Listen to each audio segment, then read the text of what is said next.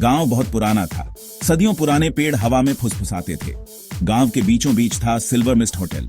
ये सिर्फ एक इमारत नहीं थी, ये एक मौजूदगी थी, डार्क और भव्य। होटल एक खड़ी पहाड़ी के किनारे पर खड़ा था। नीचे गांव ऐसे सिकुड़ा हुआ था जैसे सुरक्षा ढूंढ रहा हो। लोग होटल के बारे में धीमे स्वर में बात करते थे।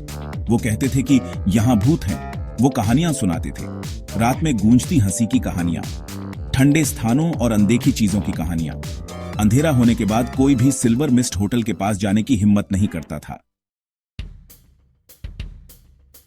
अर्जुन और उसके दोस्त रोड ट्रिप पर थे। वे जवान थे और जोश से भरे हुए थे। उन्होंने कहानियां सुनी थीं, फुसफुसाहट और चेतावनियां, लेकिन उन्हें यकीन नहीं हुआ, सचमुच में नहीं। जैसे ही सूरज डूबने लगा, वे गांव पहुंचे। हवा ठंडी हो गई।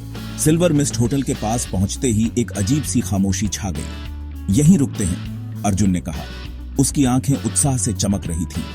लकड़ी का पुराना दरवाजा चरमराता हुआ खुला, जैसे उसे बरसों से छुआ न गया हो। साये में एक आदमी खड़ा था। उसकी आंखें गहरी और तेज थीं। यह विक्रम था, होटल का केयरटेकर। विक्रम उन्हें उनके कमरों में ले गया। हवा भारी और ठंडी लग रही थी। कमरे धूल से भरे हुए थे और समय ने उन्हें छुआ तक नहीं था। फीकी भव्यता। दीवारों पर पुरानी तस्वीरें सजी थीं। चेहरे उन्हें घूर रहे थे। आंखें जो उनकी हरकत पर नजर रखती हुई प्रतीत होती थीं। कहानियों पर मत जाओ, विक्रम ने कहा। उसकी आवाज धीमी गड़गड़ाहट जैसी थी। होटल बस पुराना है, बस इतना ही। लेकिन उसकी बातों से उनकी बढ़ती बेचैनी कम नहीं हुई। हर गुजरते पल के साथ परछाई और गहरी होती गई। अर्जुन की नींद अचानक खुल गई। कुछ ठीक नहीं था। कमरा बर्फीला था।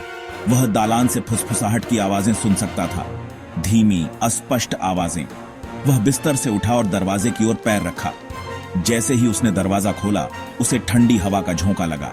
दालान खाली था। दीवार पर लगी तस्वीरें देखते ही मुड़ती और टेढ़ी मेढ़ी होती दिखाई दे रही थीं। तस्वीरों में जो चेहरे थे, अब वे उसे देख रहे थे, आरोप लगाते हुए। वह एक मौजूदगी महसूस कर सकता था। कोई ठंडी और अनदेखी चीज उसे देख रही थी। कौन है वहां? अर्जुन चिल्लाया। उसकी आवाज थोड़ी कांप रही थी। कोई जवाब नहीं था। केवल उसके अपने दिल की धड़कन की आवाज उसके कानों में गूंज रही थी। वह अपने कमरे में वापस जाने के लिए मुड़ा, लेकिन दरवाजा गायब था। दालान हमेशा के लिए खींचा हुआ लग रहा था। फुसफुसाहट तेज हो गई। अर्जुन, दालान से होकर एक आवाज गूंजी। यह धुंधली और दूर की आवाज थी, लेकिन यह निश्चित रूप से राकेश की आवाज थी। राकेश, तुम हो क्या? अर्जुन चिल्लाया। वह अपने दोस्त की आवाज की ओर भागा, लेकिन आवाज उसके साथ चलती हुई प्रतीत हो रही थी, हमेशा बस उसकी पहुंच से बाहर। अर्जुन रुक गया। वह अकेला था। होटल के भूल भुलैया जैसे दालानों में खो गया। और तभी उसने उसे देखा। दालान के अंत में एक आकृति खड़ी थी, सफेद गाउन में एक महिला। उसके लंबे काले बाल उसकी पीठ तक लहरा रहे थे। वह उसका चेहरा नहीं देख सका। वह परछाई में डूबा हुआ था, लेकिन वह उसकी निगाहें खुद पर महसूस कर सकता था, ठंडी और खाली, उदासी और निराशा से भरी हुई। उसने बोलने की कोशिश की, लेकिन शब्द नहीं निकले। वह डर के मारे जड़ हो गया था। सफेद रंग की महिला उसकी ओर सरक गई। उसके पैर जमीन को नहीं छू रहे थे। तुम कौन हो? अर्जुन अंततः फुसफुसाने में कामयाब रहा।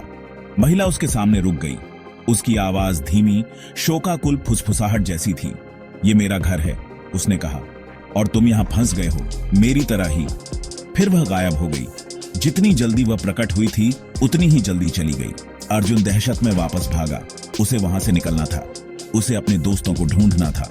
वह दालानों से भागा, लेकिन हर मोड़ उसे उसी जगह पर वापस ले आया। अर्जुन राकेश के कमरे में घुस गया। हमें यहां से निकलना होगा, वह चिल्लाया। यह जगह भूतिया है। लेकिन कमरा खाली था। उसने दूसरे कमरे चेक किए। सुमित और नीलू भी चले गए थे। वह बिल्कुल अकेला था। उसमें दहशत फैल गई। उसे भागना था। वह नीचे भागा। सामने का दरवाजा बंद था। उसने दरवाजे के हैंडल को हिलाया, लेकिन वह हिला तक नहीं। वह फंस गया था। अगली सुबह ग्रामीणों ने सिल्वर मिस्ट होटल को सुनसान पाया। दरवाजे खुले हुए थे, लेकिन अर्जुन या उसके दोस्तों का कोई पता नहीं था। कुछ लोगों का कहना है कि उन्होंने उस रात होटल से चीखें सुनी, चीखें जो घाटी में गूंज रही थीं, लेकिन किसी ने जांच करने की हिम्मत नहीं की। सिल्वर मिस्ट होटल आज भी खड़ा है, अंधेरे की एक भूतिया याद दिलाता है जो परछाई में छिप सकता है। एक ऐसी जगह जहां कुछ रहस्यों का कभी भी पता लगाने के लिए नहीं बनाया गया है।